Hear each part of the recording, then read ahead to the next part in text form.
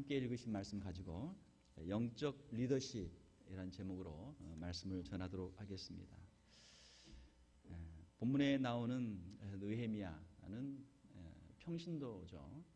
평신도지만 영적인 리더십을 발휘하는 아주 훌륭한 그런 모델이 될 수 있는 사람입니다. 느헤미야서에 보게 되면은 엘리야십이라고 하는 이제 제사장이 나오는데, 이 엘리야십이라고 하는 제사장은 타락한 제사장이에요. 예루살렘에 살면서 온갖 나쁜 일은 다 하는 제사장, 그 사람 이름이 엘리야십이고, 느헤미야는 그 참 퇴락한 예루살렘 성을 다시 수축하고 다시 중건하고 하나님의 도시, 하나님의 성을 다시 중건하려고 하나님 앞에 헌신한 평신도가 바로 이 느헤미야라고 하는 사람이죠. 오늘날 이 시대에는 리더십이 굉장한 주제입니다.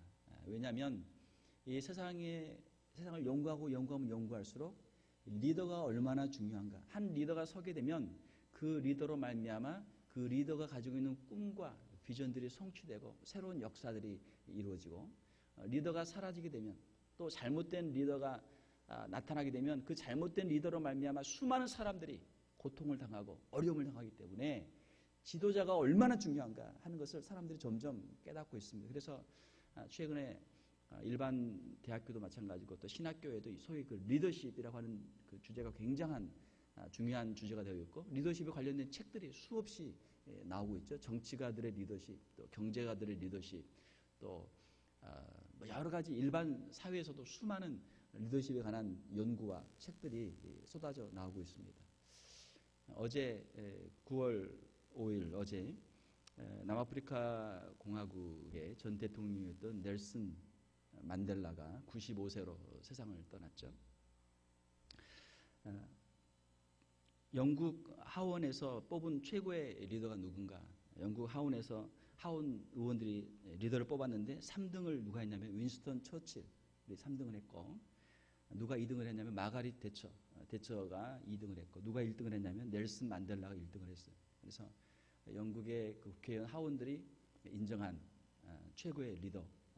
그리고 뉴욕 타임스가 20세기 최고의 책으로 뽑은 책이 있는데, 그 20세기 최고의 책으로 뉴욕 타임스에서 뽑은 책이 무엇이냐면 자유를 향한 긴 여정이라고 하는 넬슨 만델라가 쓴 책을 20세기 최고의 책으로 뉴욕 타임스에서 뽑았습니다.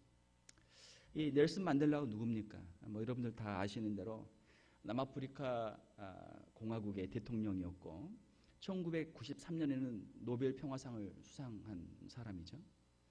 이 남아프리카 공화국은 아프리카에 있지만, 아프리카에 있는 유럽이라고, 저는 가보지 못했지만 그 사진을 보거나 갔다 오신 분들 이야기 들어보게 되면 남아프리카에 있는 유럽, 화란 사람들, 또 영국 사람들, 유럽 사람들이 남아프리카 맨 밑에, 아프리카 맨 밑에 남단, 거기를 이제 식민지로 정복을 하면서 거기에다 도시를 건설하고 세운 나라가 남아프리카 공화국이죠. 350년의 긴 역사 가운데 백인은 소수, 백인은 몇 퍼센트가 안 돼요. 나머지는 다 흑인들이란 말이죠. 소수의 백인들이 대다수의 흑인들을 다스리는 나라, 그 나라가 남아프리카 공화국이었죠. 그 남아프리카 공화국에서는 이제 흑백 분리 정책이 있는데, 흑인과 백인이 있어. 백인은 아주 우수한 사람들이고 흑인들은 아주 열등한 사람, 피지배 계층이니까 이거를 이제 서로 신분을 나눠 가지고 그걸 지배를 했단 말이에요. 아파르트 헤이트라고 하는 그런 정책을 했는데, 여기에 대해서 이제 반대를 하고 유색인종 차별 정책에 대해서 반대하고 인종 차별이 없는 나라를 만들자. 이것이 이제 넬슨 만델라의 그 생각이었죠. 그 일을 하면서 이제 그 잘못된 법을 폐지하도록 이제 앞장서서 운동을 하니까 어떻습니까? 반역죄로 그가 체포가 돼가지고 반역죄로 종신형을 받았어요. 종신형을 받아서 26년 동안 옥중 생활했는데 26년 만에 그가 이제 옥중에서 나오게 되고, 또 나중에는 이제 국민 투표를 통해서 대통령까지 당선이 되고 그 인종 차별이 폐지가 되는 그런 역사를 우리가 다 알고 있죠. 자, 리더가 된다는 게 무엇인가? 넬슨 만델라가 가지고 있었던 리더십에 대해서 8가지 비결을 미국 타임즈에서 썼는데 그중에 첫 번째가 무엇이냐면 그에게는 용기가 있었다. 용기가 있었다. 그가 가지고 있는 용기는 두려움의 부재가 아니라 두려움이 없는 것이 아니고 다른 사람들이 두려움을 뛰어넘을 수 있도록 다른 사람들에게 용기를 주는 그러한 리더십이었다. 첫 번째 리더십을 그렇게 타임즈에서 기록을 했습니다. 그가 투옥을 당하고 또 재판을 받고 또 여러 가지 사고를 당하고 테러를 당하고 수많은 고비를 생명의 위협을 넘기면서도 그가 두려워하지 않고 자신이 가지고 있는 신념을 이루기 위해서 그가 자신을 헌신했고 그 모든 그 어려움 가운데서도 두려움에 지지 않고 용기를 내었고 모든 사람들 앞에서 자기를 따르는 많은 사람들 앞에서 당당한 지도자로서 그가 리더십을 발휘했다라고 하는 것이죠. 최근에 이제 학생들이 이제 12학년 학생들이 이제 대학을 진학하려고 이제 원서를 쓰고 있고 어플라이를 하고 있는데 자, 미국에도 좋은 대학교들이 많죠. 좋은 대학교들이 많습니다. 좋은 대학교에서는 어떤 학생을 뽑는가? 물론 이제 뭐 학교 성적 GPA 성적도 좋고 또 뭐 SAT 성적도 좋고 말이죠. 여러 그런 이제 자격 조건들이 있습니다. 그런데 중요한 게 무엇이냐면 그 학생의 사회 활동을 액티비티를 많이 봐요. 참 우리 이제 한국 사람들이 좀 낯선 개념인데 이 학생이 얼마나 사회 봉사 활동을 많이 했는가, 사회 봉사 서비스 그런 개념. 그리고 또 그 가운데서 얼마나 리더십을 발휘했나 이거를 보는 거예요. 리더십을 가지고 있었나. 자 그런데 자 미국의 좋은 학교, 뭐 아이비리그를 포함해서 좋은 학교들이 있지만 학교에서 학생들을 한 해에 몇 명을 뽑습니까? 뽑아야 뭐 한 1,000명, 2,000명 그렇게 뽑는단 말이에요. 아이비리그 몇 개 안 되잖아요. 한 8개 되나요? 자 그런데 미국의 고등학교 몇 개 되냐? 미국의 고등학교가 2만 개가 넘어요. 2만 개가 넘으면 한 해 매 해마다 소위 고등학교 학생회장이 2만 명씩 나오는 거예요. 2만 명씩. 2만 명씩 나오고 미국은 성적이 인플레이가 돼가지고 성적을 굉장히 후하게 줘요. 보통 GPA 4.0 만점인데 뭐 4.0 만점 이상이 된 사람이 수두룩하단 말이에요. 왜냐하면 4.0에다가 이제 거기다 아너 클래스나 또 AP 클래스를 듣게 되면 학점을 이제 더 점수를 주니까 뭐 보통 뭐 4.0 만점에 4.3, 4.5 학생들이 수두룩한 거예요, 미국에. 그러면 성적이나 뭐 이런 또 학생회 회장이나 이거 가지고는 아이비리그 들어갈 수가 없는 거예요. 학교에서는 미래 미국의 지도자들, 미래 세계 지도자들을 뽑는 학생들을 교육하기 위해서 대학에서 이제 그런 학생들을 뽑아서 지도자로 만들어야 되는데 그렇게 하지 않고 이 대학에서도 어떻게 뽑냐면 지도자들을 뽑는 거예요. 이미 지도자로 돼 있는 학생들을 뽑는 거예요. 이미 학생회장을 하고 있고 이미 공부를 잘하고 있고 이미 잘하고 있는 학생들을 뽑아가지고 더 좋은 이제 지도자를 만들겠다. 그렇게 하는 것이죠.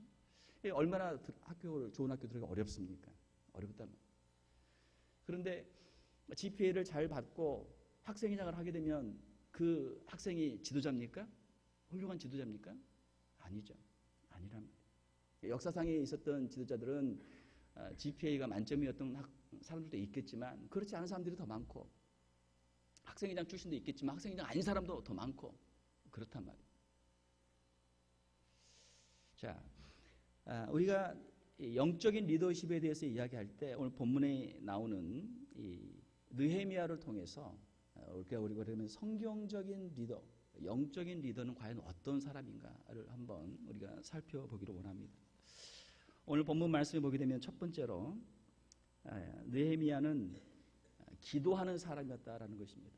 기도하는 사람이었다. 성경에 나와 있는 모든 영적 지도자들은 기도하는 사람들이에요. 기도하지 않는 사람들은 영적 지도자가 될 수 없습니다. 하나님께서는 기도하는 사람들 가운데 하나님의 사람들을 선택하시고 하나님의 일을 위해서 하나님이 지도자로 사용하시는 거예요. 오늘 본문 말씀을 보게 되면은 느헤미야는 수산궁에서 술관원으로 아주 고위직에 잘 살고 있었습니다. 술관원은 옛날에는 왕의 음식을 먹는 게 굉장히 중요하잖아요. 잘못하면 독약을 타서 암살을 당하거나 위험이 있기 때문에 왕의 그 음식이나 왕의 경호를 담당했던 사람이 바로 이 술관원인데 지금으로 말하면 뭐 거의 뭐 경호실장 가까운 그런 고위직이란 말이에요. 그렇게 살고 있었는데, 자, 그가 유다와 예루살렘의 형편, 즉 자기의 동족 백성들의 모습을 보면서 백성들이 큰 환난을 당하고 능욕을 받으며 예루살렘 성은 허물어지고 성문은 다 불탔다라고 하는 이야기를 듣게 됐습니다. 느헤미야 1장 3절을 보게 되면, 자, 이 말을 듣고 어떻습니까? 느헤미야의 반응이 어때요? 1장 4절 이 말씀이 중요합니다. 느헤미야는 이 말을 듣고 앉아서 수일 동안 슬퍼하며 하늘의 하나님 앞에 금식하며 기도하였다. 이렇게 되어 있어요. 자, 예루살렘이 멸망했고 예루살렘에 있었던 백성들은 다 포로로 잡혀오고 고난을 당하고 있고 성문은 다 불타고 무너져 있다. 누가 모릅니까? 다 알죠. 다 알아요. 그러나 그 가운데서 자포자기하고 사람들은 절망하고 낙심하고 있지만 느헤미야는 그 가운데서 낙심하고 절망하지 않고 어떻게 했다고요? 하나님께 기도했어요. 하나님께 기도했어요. 어떤 사람이 지도자가 되는가? 하나님께 기도하는 사람이 지도자가 돼요.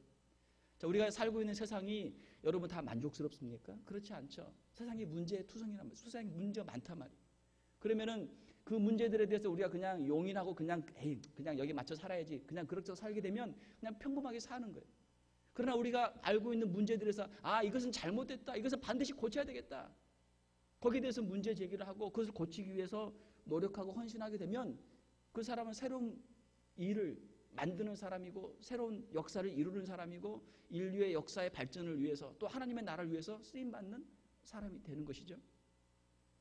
예루살렘의 그 처참한 형편을 보고도 거기에 대해서 사람들이 별로 관심이 없어요. 그래, 예루살렘은 예루살렘이고 나는 나대로 그냥 살면 되지. 관심이 없단 말이에요, 사람들은.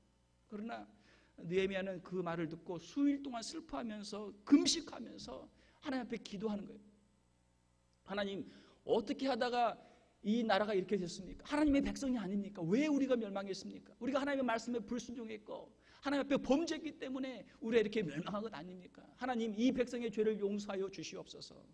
느헤미야는 기도의 사람인데 느헤미야의 기도 내용을 보게 되면 느헤미야는 자기가 죄를 범했다기보다는 이스라엘 백성들이 범한 죄, 우리가 느헤미야는 이 사람은 그렇게 큰 죄인으로 우리가 생각할 수 없잖아요. 그렇지만 이스라엘 백성의 죄를 자신의 죄로 알고 이스라엘 백성의 죄를 위해서 기도하는 느헤미야. 누가 지도자가 됩니까? 저 사람은 죄인이고 나는 의인이야, 너는 너대로 살고 나는 나대로 살고, 이렇게 하면 지도자가 될 수 없단 말이에요. 자기의 가족들, 자기의 친족들, 자기의 동족의 그 잘못과 그들의 허물과 그들의 아픔을 보고 그것들을 나의 아픔으로 삼고 그들을 위해 기도할 때 그들의 아픔이 내 아픔이요 그들의 죄악이 내 죄요, 그들의 기도 제목이 내 기도 제목이요, 그것들을 삼고 기도할 때 하나님께서 그 사람을 영적인 지도자로 세워주신다는 거예요. 느헤미야는 금식하며 백성들의 죄를 위해서 중보 기도를 합니다. 사랑하는 성도 여러분, 하나님께서 우리의 마음속에 이 기도할 수 있는 마음, 특별히 연약한 사람들을 위해서, 죄인들을 위해서, 우리의 가족들을 위해서, 동족들을 위해서, 우리 이웃들을 위해서, 교회를 위해서 기도할 수 있는 기도의 영을 부어주시기를 주님의 이름으로 축원합니다. 성경에 나와 있는 모든 사람들이 다 기도의 사람들이잖아요. 모세도 동족을 위해 기도했죠. 바울도 동족을 위해 기도했죠. 우리 예수님도 얼마나 기도를 많이 하셨습니까? 우리 주님께서는 오늘도 우리 성도들을 위해서, 우리들을 위해서 하늘에서 기도하고 중보 기도하고 계신 줄 믿습니다. 우리 예수님의 그 기도를 우리가 기억하는 것이죠. 두 번째로 느헤미야는 어떤 사람이었습니까? 2장 5절을 보게 되면은 이제 느헤미야가 예루살렘의 소식을 듣고 아주 근심 가운데 있을 때 왕이 날마다 항상 같이 있으니까 얼굴에 수심이 많은 걸 보고 무슨 일이 있느냐 물어보니까 이제 자기 동족의 이야기를 하는 것이죠. 그러면 너에게 무슨 소원이 있느냐? 왕이 소원을 물어보는 거예요. 그때 이제 2장 5절을 보게 되면 나를 유다 땅 나의 조상들의 묘실이 있는 성읍에 보내어 예루살렘에 나를 보내주셔서 그 성을 다시 건축하게 하옵소서.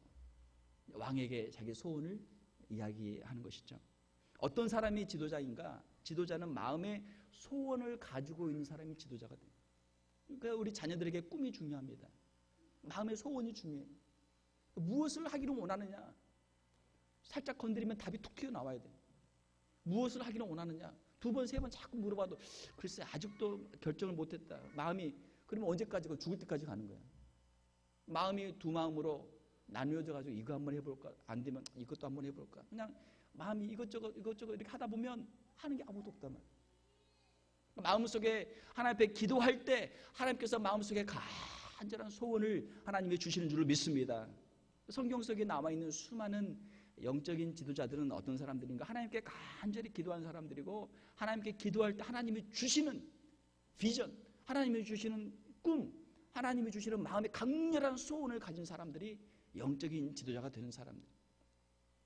요셉도 그가 꿈을 꾸면서 많은 별들이 또 곡식단들이 자기에게 절하는 그런 꿈을 꾸게 되죠.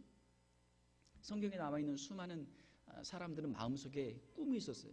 비전이 있었어요. 하나님이 주신 거예요. 내가 그냥 세상 이렇게 살다 가는 것이 아니고 내가 이보다는 더 나은 세상을 한번 만들어 봐야지. 하나님이 나에게 보여주시는 아름다운 세상을 나도 한번 만들어 봐야지. 아름다운 가정을 나도 한번 만들어 봐야지. 아름다운 직장을 한번 만들어 봐야지. 아름다운 교회를 한번 만들어 봐야지. 아름다운 세상을 한번 만들어 봐야지. 하나님께서 보여주시는 그 꿈을 가지고 그것을 위해서 헌신하는 사람들이 지도자가 되는 것이죠. 특별히 영적인 부분에 있어서 하나님이 주시는 비전을 가지고 살아가는 사람들이 영적 지도자가 되는 것이죠. 자, 느헤미야에게는 다시 예루살렘으로 돌아가서 예루살렘의 성을 건축하는 그러한 꿈을 가지고 있었어요.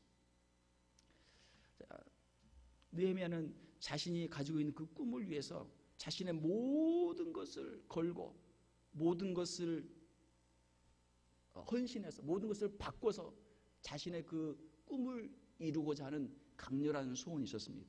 그러니까 우리 마음속에 강렬한 소원이 있으면 어떻게 되는가? 그것을 이루기 위해서 다른 것을 다 희생하고 다 헌신하는 거예요. 왜? 그것을 너무너무 하고 싶으니까. 그것을 꼭 해야 되니까. 그것을 내가 하지 않으면 내가 견딜 수가 없으니까 그것을 위해서 자기가 가진 모든 것을 다 그냥 거기다 드리는 거예요. 이것이 지도자입니다. 느헤미야는 자신의 술관원으로서 그 왕궁에서 고위직을 내려놓고 자기의 자리와 또 안일과 그 부귀영화 이 모든 것을 버리고 그 힘들고 어려운 길 예루살렘 그 무너진 성벽을 다시 재건하는 일을 위해서 길을 떠나는 것이죠.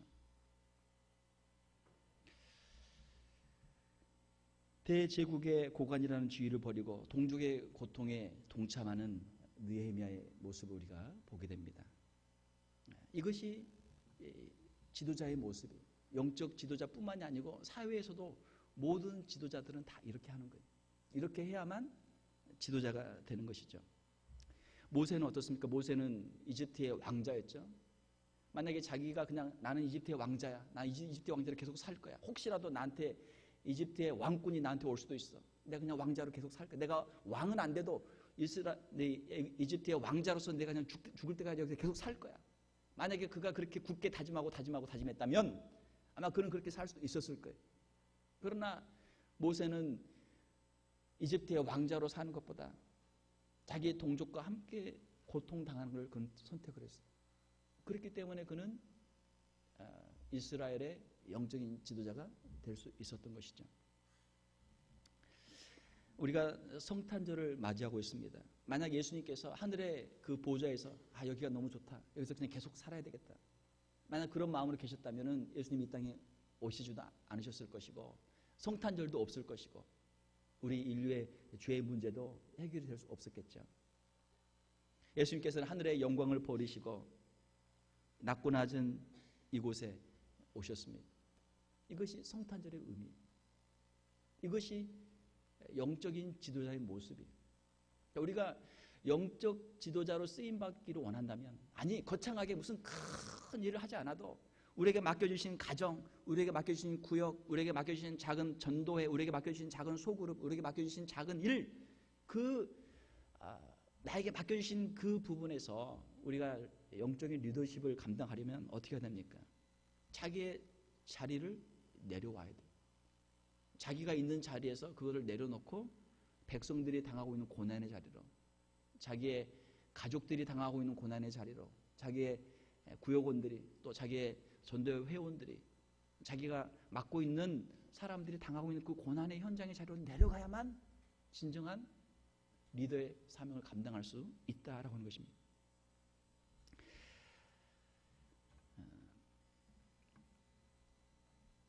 느헤미야 2장 17절에 보게 되면은 다시 수치를 당하지 말자. 예루살렘의 모습을 보게 되면 예루살렘은 어떤 곳입니까? 하나님의 도시죠. 하나님의 성전이 있는 하나님의 도시. 그런데 완전히 폐허가 돼서 멸망한 예루살렘을 보게 되면 어떻습니까? 가슴이 무너진단 말이에요. 가슴이 너무너무 아파요. 하나님의 백성의 자존심도 무너져 있고 하나님의 영광도 무너져 있고 부끄러움과 수치밖에 없단 말이에요.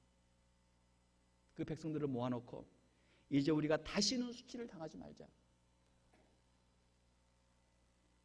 우리가 하나님의 자녀로서 하나님의 백성들로서 우리의 명예를 회복하고 우리의 자녀들에게 더 이상 이러한 모습을 남겨주지 말자. 우리 자녀들에게는 하나님의 이 성에 예루살렘 성의 아름다운 모습을 남겨주자. 이것이 이제 느헤미야의 그런 마음의 간절한 소원이죠. 사랑하는 성도 여러분, 하나님께서 오늘 저와 여러분들의 마음속에 간절한 소원, 하나님의 영광을 위한 소원, 하나님의 몸된 교회를 위한 소원을 주시기를 주님의 이름으로 축원합니다. 느헤미야가 왜 중요한 인물이냐면 느헤미야는 평신도예요. 평신도. 예루살렘에도 제사장들도 많이 있었고 거기에 훌륭한 사람들이 많이 있었어요. 그러나 그 누구도 성벽을 재건하지는 못했단 말이에요. 그런데 느헤미야라고 하는 평신도가 일어나서 성벽을 재건하는 하나님의 영광을 다시 회복하는 놀라운 일을 감당했던 것이죠. 세 번째로 느헤미야는 어떤 사람이었습니까? 느헤미야는 자신을 희생해서 헌신해서 이 성벽의 제거를 완수한 그런 사람이었죠. 자, 우리가 하나님의 일을 하려고 하면은 모든 게 다 순조롭게 잘 될까요? 아니면 거기에 많은 반대가 있을까요? 당연히 많은 반대가 있죠. 왜? 악한 사탄 마귀는 우리가 하나님의 일을 하는 것을 싫어한단 말이에요. 그걸 그냥 가만 내버려두지 않는단 말이에요. 반드시 핍박이 있어요. 반드시 환난과 핍박이 있어요.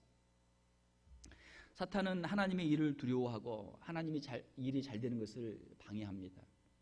예수님께서도 이 땅에서 사역을 하실 때 예수님을 넘어뜨리려고 예수님을 유혹했고 시험했고 또 예수님의 사역을 방해했고 예수님을 죽이려고 얼마나 그렇게 했습니까? 반대는 항상 있는 거예요. 반대하게 되면 내가 한번 좋은 일 하려고 했더니 반대가 있는데 나 안 해. 이래가지고는 무슨 일 할 수 없는 거죠. 반대는 항상 있는 거예요. 반대는 있고 그러면 이것을 내가 어떻게 해결할 것인가? 그것을 우리가 이제 기도하면서 하나님의 지혜를 구하면서 우리가 용기를 가지고 헤쳐나가야 되는 것이죠. 느헤미야 2장 19절에 보게 되면 산발랏, 도비야, 게셈이라고 하는 사람들의 이제 방해 공작이 있습니다. 산발랏은 사마리아의 총독이었고 도비야는 산발랏의 참모였고 또 게셈이라고 하는 사람은 이제 아라비아 사람으로서 사마리아에 정착하고 있었던 아라비아의 족장입니다. 이방 사람들이죠. 이방 사람들이 배가 아픈 거예요. 야, 저들이나 우리나 똑같이 다 이 아수르에게 바벨론에게 멸망해서 다 이 나라들이 다 망했는데 왜 이스라엘이 다시 부흥하느냐, 회복되느냐? 배가 아프단 말이에요. 배가 아프. 그러니까 이제 자꾸 방해하고 고소하고 그걸 못하게 하는 것이죠. 성벽을 재건한다고 그러니까 와서 막 이제 협박도 하고 위협도 하고 무력으로도 이제 못하게 방해하는 거예요. 그래서 어떻게 합니까? 느헤미야 4장 17절에 보게 되면 한 손으로는 일을 하면서 성벽을 재건하면서 한 손에는 병기를 잡고 일을 하도록 하는 거예요. 이스라엘 백성들을 모아가지고 너희들이 하나님의 영광을 위해서 적들의 공격이 언제 있을지 모르니까 그걸 대비하기 위해서 한 손에는 병기를 들고 한 손에는 일을 하면서 성벽을 재건하자. 이 두 가지 일을 한꺼번에 하면서 성벽을 재건하는 것이죠. 느헤미야라고 하는 이름의 뜻은 무엇입니까? 느헤미야 이름의 뜻은 하나님께서 위로해 주신다.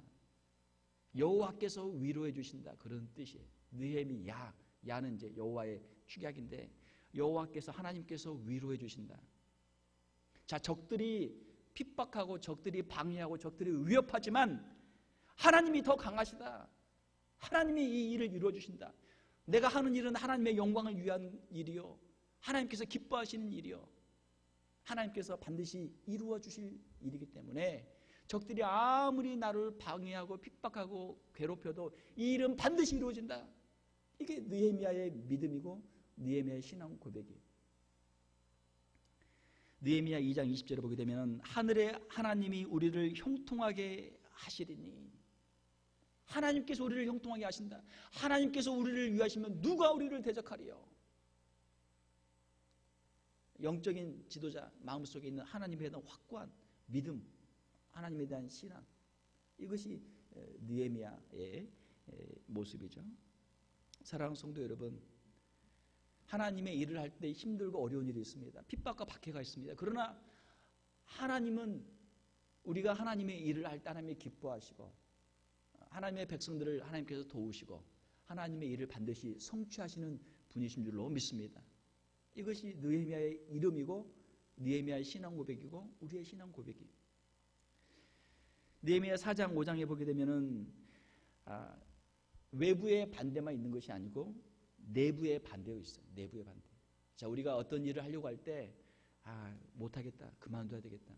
외부의 핍박이 있어도 우리가 똘똘 뭉쳐서 한 마음이 되면 이걸 헤쳐나갈 수 있어요. 그러나 내부에서 분열이 일어나게 되면 그냥 스스로 무너지는 거예요. 스스로 무너지는 거예요. 아내도 반대가 있습니다. 아내에 있었던 반대는 어떤 반대였습니까? 이스라엘 백성들의 좌절감, 이스라엘 백성들의 무기력감, 우리는 할 수 없다, 우리는 힘이 너무 없다, 우리는 너무 부족하다. 느헤미야 4장 10절에 보게 되면 유다 사람들은 이르기를 흙 무더기가 아직도 많거늘 집 나르는 자의 힘이 다 빠졌으니 우리가 성을 건축하지 못하리라.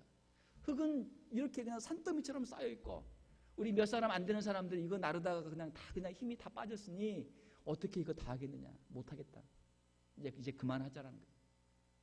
좀 해봤는데 너무 힘들고 일은 너무 많고 우리는 너무 수도 부족하고 힘이 없으니까 못하겠다, 그만하자.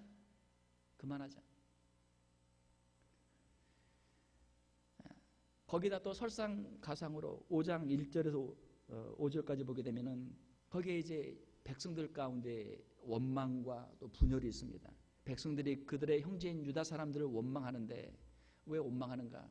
그 안에도 빈부 차이가 있는 거예요. 어떤 사람은 부자고 어떤 사람은 가난한데 가난한 사람들이 이제 원망을 하는 것이죠. 우리는 먹을 양식도 없고 우리의 가진 것을 다 팔아서 우리 형제들에게 저당을 잡혔고 이 흉년에 우리는 어떻게 먹고 살겠는가? 우린 빚도 많고 세금 낼 돈도 없고 우린 정말 너무너무 살기 힘들다. 먹고 살기도 바쁜데 무슨 일이냐? 이 원망이 많은 거예요. 자, 느헤미야는 이 일에 어떻게 대처를 합니까? 지도자는 문제가 있을 때 그 문제를 해결할 수 있는 사람, 그 문제를 뚫고 나갈 수 있는 사람이 지도자가 되는 것이죠. 어떻게 느헤미야는 이 문제를 해결합니까? 그 문제들을 해결하기 위해서 자신을 먼저 희생하고 헌신하는 본을 보여줍니다. 5장 14절에 보게 되면은 느헤미야는 총독으로 왔기 때문에 총독의 녹을 받을 수가 있어요. 그 당시에는 총독의 녹을 어떻게 받냐면 그 맡겨준 그 지역에서 세금을 텍스를 걷어가지고 그거 가지고 총독이 자기의 녹을 받는 거예요. 그런데 이제 잘못된 사람들은 더 많은 것을 얻기 위해서 너무 심한 과도한 세금을 걷어서 그걸 수탈하는 것이고 하는데 느헤미야는 총독의 당연한 권리인 세금을 거두질 않아요. 자기의 권리를 포기하는 것이죠. 왜? 백성들의 살림이 너무 어려우니까. 백성들을 위해서 자신이 그 월급을 받지 않는 것이죠. 또 우리 교회도 보게 되면은 교회에 자원봉사 하시는 분들이 많습니다. 자원봉사 하시는 분들이 많아요. 교회를 위해서 여러 가지로 헌신 봉사하시는 분들이 많습니다.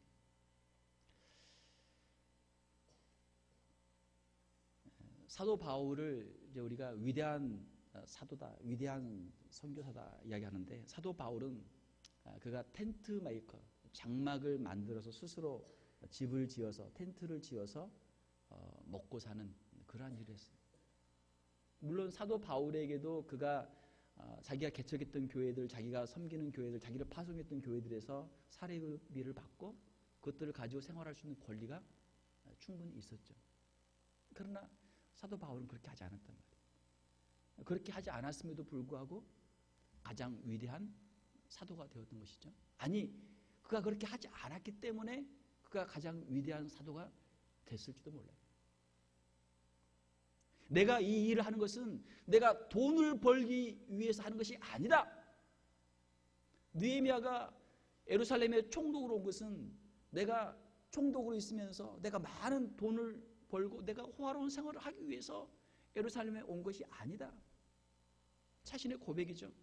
내가 하나님의 교회를 섬길 때 내가 하나님의 교회를 섬기는 것이 내가 먹고 살기 위해서 하는 것이 아니다 라고 하는 그런 고백이에요. 저 스스로 한번 제가 질문해 봅니다. 저도 그렇고 우리 교회 사역자들도 마찬가지고, 만약에 교회에서 사례비를 주지 않겠다 그러면 교회에 남아있을 사역자들이, 스태프들이 과연 몇 명이나 있을까? 한번 생각을 해봐요. 제가 내가 이 일을 하는 것이 먹고 살기 위해서 하는 것인가? 내가 정말 하나님을 위해서, 하나님의 영광을 위해서 내가 사명감을 가지고, 아니 나에게 무슨 사례비를 주어서가 문제가 아니고 정말 내 주머니를 다 털어가지고 내 것을 가지고 내가 이 교회를 내가 섬기고 하나님 일을 하겠다고 하는 그런 마음이 우리에게 과연 있을까? 한번 제가 스스로 한번 그런 질문을 해봅니다. 5장 16절에 보게 되면은 느헤미야는 자기 종자들도 그 성벽을 쌓는 일을 하도록 다 시켜요. 자기 집에 있는 이제 종들이죠. 자기의 종자들도 다 데려다가 그냥 자기 집안일 하는 게 아니고 성벽 쌓는 일을 다 동원을 시키는 거예요. 예, 그걸 해야 되니까. 그 일을 해야 되니까. 그리고 5장 17절 18절 보게 되면 유다 사람들, 민장들 150명 또 이방 족속들을 다 데려다가 매일 공사하는 동안 매일 그 사람들 다 집에서 먹이는 거예요. 돈을 안 받는 게 문제가 아니고 자기 그냥 주머니 다 털어가지고 그 수많은 사람들, 수백 명의 사람들 그냥 매일매일 먹이면서 일을 시키는 거예요. 일을 시키려면 먹여야 되니까. 교회 일을 하다 보면은 교회 일도 사실 먹을 때 사람들이 제일 많이 모이잖아요. 잘 모이잖아요. 일을 시키면서 먹여야 되잖아요. 우리가 뭐 성가대든 찬양팀이든 또 여러 전도회, 구역 모임, 말씀 묵상반, 여러 소그룹 무슨 모임을 하든지 간에 그 모임이 잘 되려면 어떻게 해야 잘 돼요?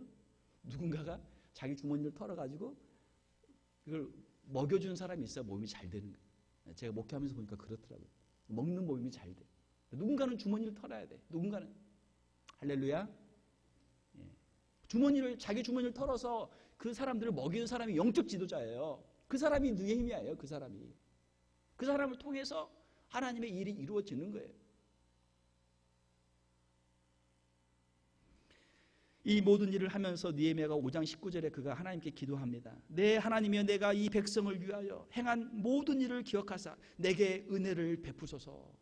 나는 하나님께 이렇게 내 권리도 포기하고 내 주머니를 다 털어서 내 종들을, 내 집안일 것들 다 털어서 하나님의 일을 위해서, 성벽 재건을 위해서 제가 헌신합니다. 하나님 이거 보시옵소서. 하나님 이 일을 축복하여 주시옵소서. 하나님의 마음에 감동이 안 되겠습니까?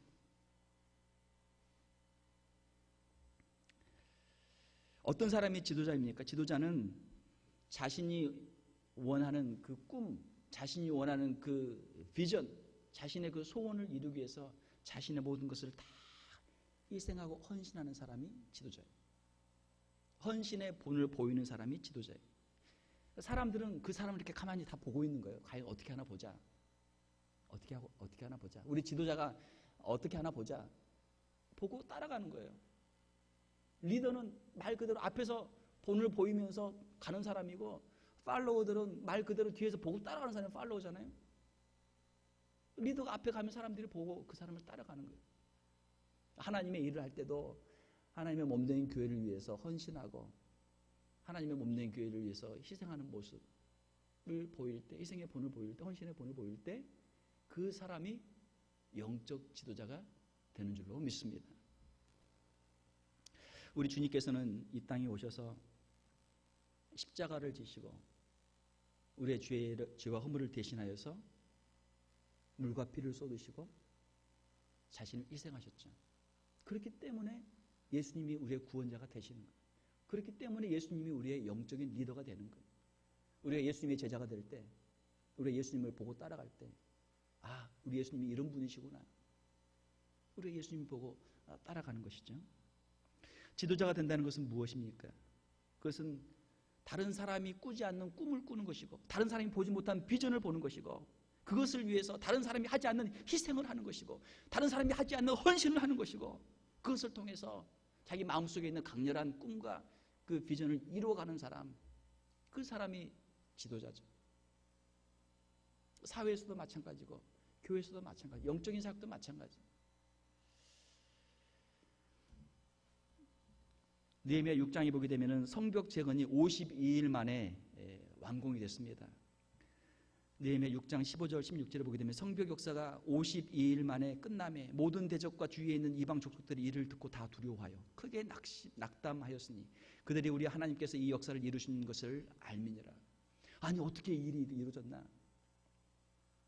BC 586년에 예루살렘 성전과 예루살렘 성벽이 멸망한 후로, 이때 이제 느헤미야가 성벽을 재건할 때가 BC 444년이니까 142년 동안 이런 일이 없었어요. 142년 동안 예루살렘의 성벽이 무너진 채로, 불탄 채로 그렇게 남아 있었는데 142년 만에 역사가 다시 쓰여진 거예요. 그런데 그것도 52일이라고 하는 짧은 시간. 우리가 할 수 없다, 우리는 못한다, 적들이 방해하고 우리는 할 수 없다, 우리 안에서 서로 싸우고 있으면 142년이 돼도 못해요. 진짜 못해요. 그러나 지도자가 나타나서 지도자가 자신을 헌신하고 하나님께 기도하고 백성들 앞에서 먼저 헌신의 본을 보이고 백성들이 함께 따라서 한 마음이 되면 52일 만에도 이루어질 수 있다. 이것이 느헤미야의 말씀이에요. 자, 한번 따라서 해봅시다. 하면 된다. 하면 금방 된다. 할 수 있다. 예. 이것이 느헤미야의 말씀에 오늘 우리에게 주는 교훈이에요. 우리가 이 세상을 보면서, 우리 가정을 보면서, 우리 교회를 보면서 아주 수건 사업들이 많이 있잖아요. 야, 어떻게 그래, 우리는 안 돼, 우리는 못해, 지금까지 못했는데 뭐. 그러나 우리가 하나님 앞에 헌신하고 우리가 기도하고 우리가 본을 보이면 하나님께서 이 일도 52일 만에 신속하게 하나님이 이루어질 줄로 믿습니다. 문제는 우리에게 느헤미야가 필요한 거예요. 영적인 지도자가 필요한 거예요. 우리 가정에도 느헤미야가 필요하고, 우리 교회에도 느헤미야가 필요하고, 우리 사회에도 느헤미야가 필요한 거예요. 느헤미야 같은 지도자가 필요해요. 그래서 지도자가 중요한 거예요.